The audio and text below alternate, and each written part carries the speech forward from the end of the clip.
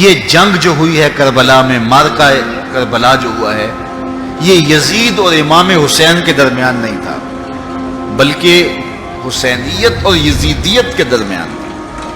یعنی یہ شخصی لڑائی نہیں تھی بلکہ نظریات کا تصادم تھا۔ اگر شخصی لڑائی ہوتی تو یزید جیت گیا تھا، بطور شخص حضرت امام حسین شہید کر دیے گئے اور یزید جو ہے وہ تخت و تاج پہ متمکن رہا۔ تو اگر یہ شخصی لڑائی قرار دیں تو یزید جیت گیا اور امام حسین ہار گئے، یہ شخصی اگر لڑائی قرار دیں۔ اور اگر یہ لڑائی نظریات کی قرار دیں، اور جو حقیقت میں نظریات کی لڑائی ہے، تو یزیدیت ہار گئی اور حسینیت زندہ باد ہو گئی۔ یزیدیت کا جنازہ نکل گیا۔ وہ تخت و تاج جس کے لیے یزید نے اتنا کچھ کیا تھا، اس کے اپنے بیٹے نے اس پہ تخت پہ تھوکا۔ یزید کا بیٹا معاویہ بن یزید جب تخت نشین ہوا ہے تو وہ گھر سے باہر 6 ماہ نہیں نکلا، اس کا جنازہ ہی نکلا۔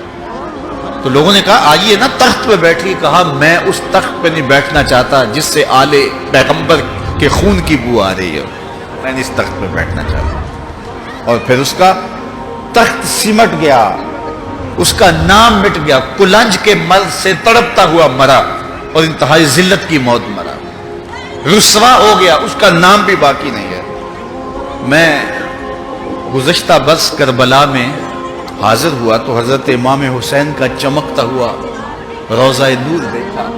وہ لمحے بڑے دردناک تھے جب ہم کربلا میں پہنچے اور رات کا موقع تھا، تو ہمارے ڈرائیور نے کہا کہ یہ نہر فرات ہے، وہ نہر فرات جو چمکتی رہی اور جس کی لہریں اچھلتی رہی، اور کربلا کا یہ مقدس قافلہ پیاسا رہا۔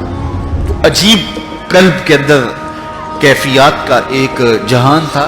یہ تو امام حسین کا روضہ ہے نا، لیکن یزید کا نشان نہیں ملا۔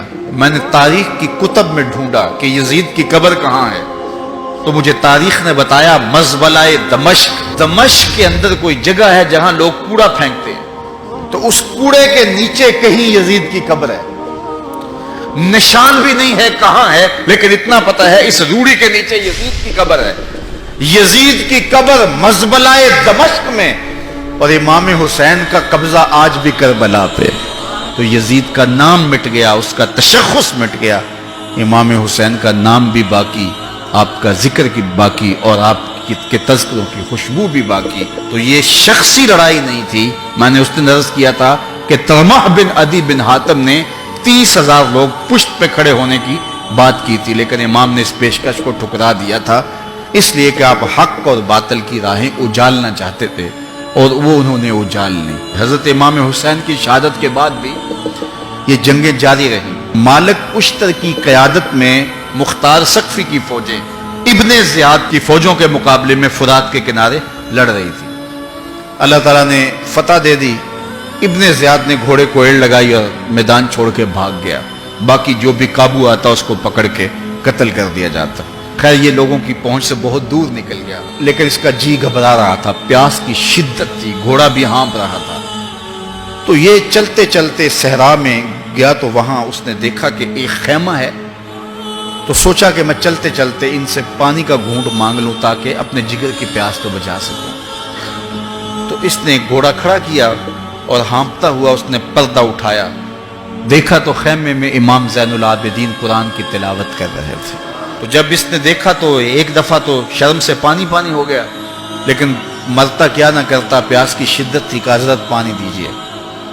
امام زین العابدین نے دیکھا اور پھر گھڑے سے کٹورا بھرا اور اس کے ہاتھ میں تھمایا، سمجھا کہ حضرت نے مجھے پہچانا نہیں، پانی پی لیا، شدت کی پیاس تھی، پھر مانگا، آپ نے پھر دیا، تیسری مرتبہ پھر مانگا، آپ نے پھر دیا۔ 3 کٹورے پانی کے پینے کے بعد امام زین العابدین سے کہنے لگا حضرت شاید آپ نے مجھے پہچانا نہیں۔ امام زین العابدین ابھی تک ضبط کیے بیٹھے تھے، آنکھوں سے موٹے موٹے آنسو نکلے۔ کہا بدبخت تجھے نہیں جانتا جس نے میرا خاندان اجاڑ دیا، 6 ماہ کے بچے بھی نہ چھوڑے، جس نے مخدرات کو اونٹوں پہ بٹھایا، کیا تجھے نہیں جانتا جس نے خاندان نبوت اجاڑ دیا؟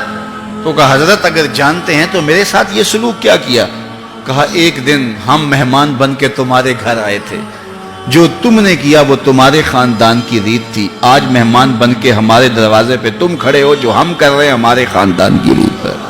تو یہ شخصی لڑائی نہیں تھی یہ نظریات کا تصادم تھا، تو امام حسین رضی اللہ تعالیٰ عنہ جو چاہتے تھے وہ ہوا، حق اور باطل کی سرحدیں بالکل واضح ہو گئیں، نہ یزید کا وہ ستم رہا، نہ زیاد کی رہی وہ جفا، رہا تو نام حسین جسے زندہ رکھتی ہے کربلا۔